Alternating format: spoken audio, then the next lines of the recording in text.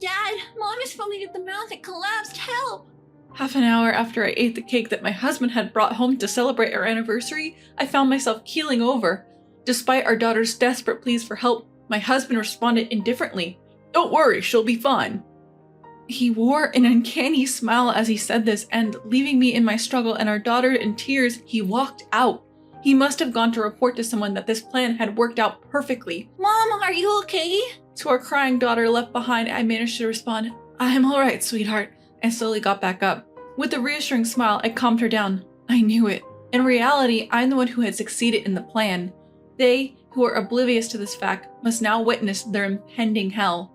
I am Mia, a 32-year-old office worker. I live with my 6-year-old daughter, Emma, and my husband, Brian, who is the same age. We used to live a happy life with my husband being a caring and doting father. However, about a year ago, his attitude towards me gradually became cold and indifferent. I agonized over whether I had done something to offend him, but I couldn't think of anything. "You really haven't aged, haven't you? Well, you are a 32-year-old hag after all." "That's harsh. You're the same age as me, you know. Your clothes and makeup are old-fashioned and uncool. Can't you dress up more like other people?"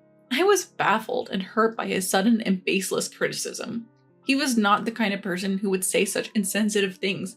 At least, he hadn't been. Back then, I didn't understand what was happening and was simply hurt. Mom is beautiful. Don't talk like that. Emma quickly came to my defense, but Brian just clicked his tongue and left the house. His atrocious behavior wasn't limited to just words. There were many times when he ignored me entirely. Even if I woke up early to prepare a lunch, he would get furious if he didn't like the side dishes. "What the? Don't put frozen food in there! You're slacking off." He even had the audacity to throw the lunch I had made into the trash can. "That's awful. I only included one frozen dish. I woke up early to prepare the other side dishes." "Yeah, Mom's cooking is delicious." Emma would always stand up for me, but it seemed like even that annoyed Brian. "Emma might not understand this, but your mom isn't doing her job properly, and that's why I'm advising her." "That's not true. Mom is doing her best. It's Dad who's doing the wrong thing." "Humph. You've got our daughter well manipulated, don't you?" Looking at Brian, who was glaring at me with disgust, I saw no trace of his former kindness. We were a couple who seldom fought, and I was at a loss for what could have caused this change in Brian. There was also another thing that was bothering me. Brian, who was never enthusiastic about work, started coming home late, citing overtime, and even began working on weekends. Could he be having an affair? I had a bad feeling about his suspicious behavior, but I had no evidence, and a part of me wanted to believe in him. He was still providing for our family and was a kind father to our daughter, so I kept hoping that his current foul mood would pass and he would return to his kind self. However, one day something troubling happened. When I updated our passbook, which we were saving separately for Emma's future education expenses, I found that the money had decreased.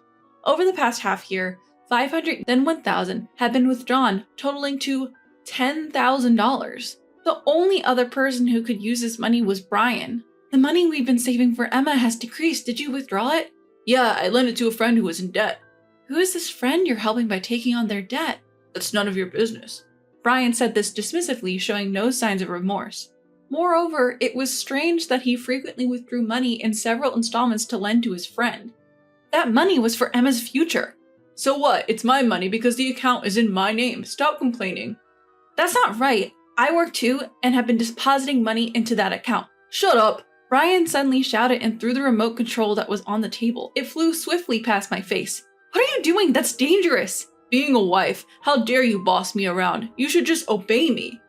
In his excitement, Brian wouldn't listen to anything I said. Our relationship continued to become strained. How did things come to this? What should I do? Concerns about how to deal with Brian crossed my mind, and the idea of reconciliation seemed difficult. One night, as I woke up late, I heard Brian talking to someone on his cell phone from the balcony. "Looking forward to executing it on our wedding anniversary." I was astonished by the following conversation. Is this a joke? Feeling a deep sadness at how his love for me had cooled off, at the same time, I felt a boiling rage. The next day, having confirmed Brian's betrayal, I decided to open the computer he always used in his study. I remembered the password as I had borrowed it only once a long time ago. As I nervously checked the contents of the computer, it appeared that Brian was indeed having an affair, and there were numerous message exchanges with an unknown woman. I was shocked when the reality I had suspected was placed before my eyes. Furthermore, from those exchanges, I discovered Brian's shocking plan. So that's what it was. Well, I have a plan too. Having learned of Brian's plan, I devised a strategy. As expected, a few days before our wedding anniversary, Brian suddenly started being nice to me. For me, who had been subjected to verbal abuse from him, it felt disgustingly weird, and I realized that he was about to execute his plan and was making preparations. Our wedding anniversary is coming up. Oh, you remembered? Of course. It's an important anniversary for us. I've been having some problems at work lately, and I've been cold to you. I feel bad about that. As he made the obvious excuse, Brian was arching his eyebrows dramatically. Is that so? Maybe I haven't been considerate enough. I'm sorry. No, I appreciate you. Let's have a fun day on our wedding anniversary, just the family. I'm happy. Thank you. I'll make a feast. I was pretending to be deceived and acting happy, but I felt lonely. It would have been nice if this was true. I would have felt genuinely happy listening to my husband's words, and then the day of our wedding anniversary arrived. I prepared lots of dishes that Brian and Emma loved and waited. Wow, it looks delicious. I can't wait for Daddy to come home. Emma was overjoyed and danced while humming. I felt sorry for my happy daughter who didn't know what was about to happen. Eventually, Brian came home and presented me with a bouquet and a cake. It's not flashy, but I thought it's modest like you, so I chose it. Looking at the bouquet offered to me, my heart skipped a beat. Brian had made a good cover-up, but I knew that wasn't why he chose this flower. Could you put it in a vase right now? I understand. Thank you for the beautiful flowers. After arranging the flowers and having a pleasant meal, it was finally dessert time. The cake Brian bought was 3 kinds of cakes: chocolate, strawberry, and cheesecake. Seeing this, I intentionally spoke to my daughter. Hey Emma, I want to eat chocolate cake today. Could you let me have it? But Emma always eats the chocolate. But okay, today I'll let you have it. I did not miss Brian's sudden shudder as he heard our conversation. Well, I'll have the cheesecake. Emma, wait a second. When my daughter tried to take out the cake, my husband stopped her in a panic. He struggled to find a reason for his startled daughter. Well, the cheesecake seems to have a bit of alcohol in it. Emma should avoid it. The shop assistant told me so. Brian rushed to explain, quickly grabbing the strawberry cake before Emma or I could. His panic was almost comical. You're eating that? Yeah, I love strawberries. Huh, that's news to me, I responded. Meanwhile, Emma was elated, eagerly beginning to feast on her beloved chocolate cake. Upon seeing me select the cheesecake, Brian smirked and quickly devoured his portion.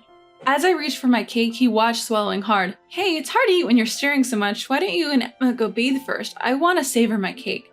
Brian laughed it off and excused himself, taking Emma to the bath. All right, time to enjoy my cake, I announced audibly on purpose. When Brian emerged from the bath later and saw the remains of the eaten cheesecake, his face softened with relief.